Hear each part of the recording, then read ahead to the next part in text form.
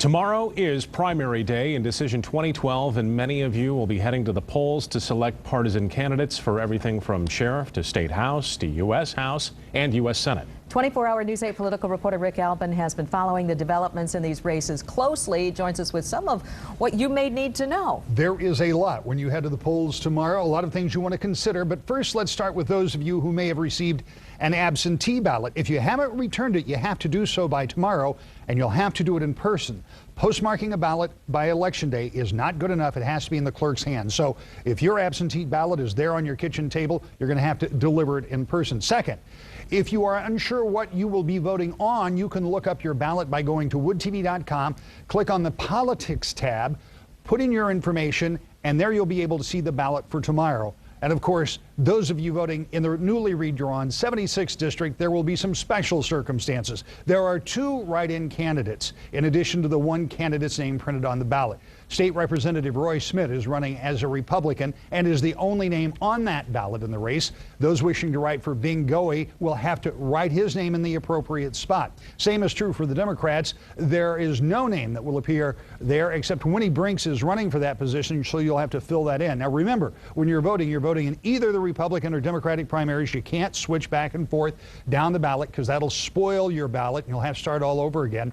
And information on the races is all at On Politics tab at woodtv.com. We've got all of our election profiles and, of course, the most comprehensive coverage of election results. You can join us tomorrow night at 10, 11, and after the Olympics, because we're going to be here all night with a lot of election coverage. Yeah, a lot of stuff going on. Back to that write-in portion of the ballot, Rick. Do the candidates who don't have any opposition, how does that work? Is that automatic? You know, do they get in? That was my initial impression. We've been researching this over the past several weeks. You have to get 5% of the vote. Here's how it would work. For example, Winnie Brinks would have to receive 5% of the vote for the largest vote getter in the Democratic ballot in the 76th district. That would presumably be Senator Debbie Stabenow, who is running unopposed. Bing Goey, on the other hand, will have to get 5% of the largest Republican running in that district, which would likely be Justin Amash, not the senators, because there's so many of them on the senatorial candidates, because Amash is running unopposed, and likely to get more individual votes. But not only would he have to get 5% of the highest vote getter, he also has to get more votes than Roy Smith in order to transfer to the general election.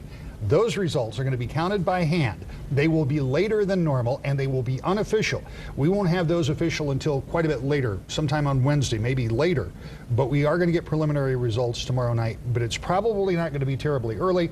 Lucky for us, the Olympics are on. We'll be here late That's anyway, right. So we should have everything for you as soon as it comes in. Yeah, we'll wait around. Yeah, absolutely. We'll have it. Thanks, Rick. Rick, thank you. Make sure and stay with us on Election Day, too, for the latest on those big races. We'll have the results as they come in, both on air, online, after the Olympics. woodtv.com will have it for you.